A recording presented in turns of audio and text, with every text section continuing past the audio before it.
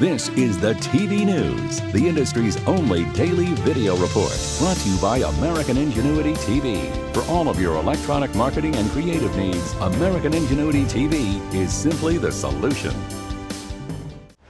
We welcome you to the TVNews.TV for Friday, August 13th, and we begin with a major, albeit curious, development in big-time sports. So we now bring in Eric Mackerlin, who has the Sports TV News. Eric, what the heck has happened? Indeed, Jeff, it is really big blockbuster news for soccer fans here in the United States. You know, let's rewind very quickly to a year ago, before the 2009-2010 EPL season, and the international player in soccer television, Setanta, collapsed financially. That allowed ESPN to swoop in and pick up 46 matches in the EPL last season for its American viewers. Essentially what's happened this week is ESPN has gotten together with Fox to further cement the worldwide leaders in sports place covering the world's most popular professional soccer league. And here's how it's going to work. All right, Fox Sports essentially is sub-licensing up to 220 EPL matches to ESPN over 3 seasons. Okay, the 3-year sub-license is going to include up to 74 live matches each season on ESPN2, ESPN Deportes, and more importantly, ESPN3.com and ESPN Mobile TV. Okay, it's a multi-platform deal. So for the first time, Premier League matches will be figured regularly on ESPN3.com, ESPN Mobile TV, and ESPN Deportes. They've never had that content before. That's really, really big. Okay, overall, that's going to be, like I said, 220 live matches in 3 seasons, most of which are going to be available in high def. Okay, that's great. There's the other kicker to the deal, I think one of the real keys.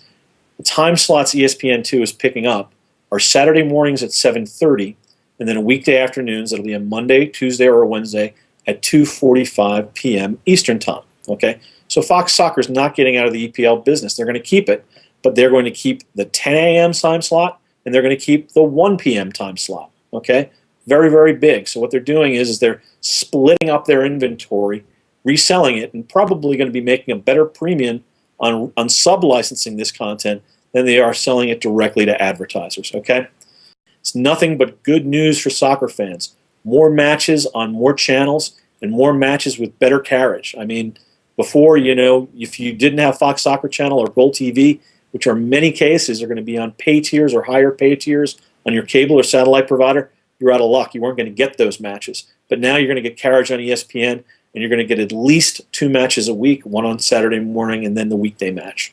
You know what? It sounds like everyone wins in this deal, and that's what it's all about. We thank you, Eric, and we will see you next week. The Sports TV News is brought to you by Sando Communications. Sound judgment, solid credibility, and superior results. This is Sando Communications. Here now is an update on our daily Countdown to Doom segment, which chronicles the looming mother of all retransmission and carriage wars between Disney and Time Warner Cable. 20 days remain until the current contract expires between these two media superpowers, and there's been no reported movement by either side. Check in with the TV News every day for new developments. Wine, cheese, antiques. The more they age, the more perceived value they have, right? Not so much with broadcast TV networks, which according to Nielsen have just gotten a bit older. Cases in point. In the past year, the average ABC viewer has aged 1 year from age 50 to 51. The average viewer at CBS has gained a year as well and is now 55 years old. How about NBC? Although the average viewer is younger at 49 years old, he or she has aged 2 years from last season. Only Fox has held the line on age, with the average viewer staying put at 44 years old. AMC, which has had stunning success with original series like Mad Men, Breaking Bad, and Rubicon, has just greenlit yet another original series, yet untitled, but is based upon the crime drama pilot called The Killing. Future events and opportunities brought to you by Dude Walker.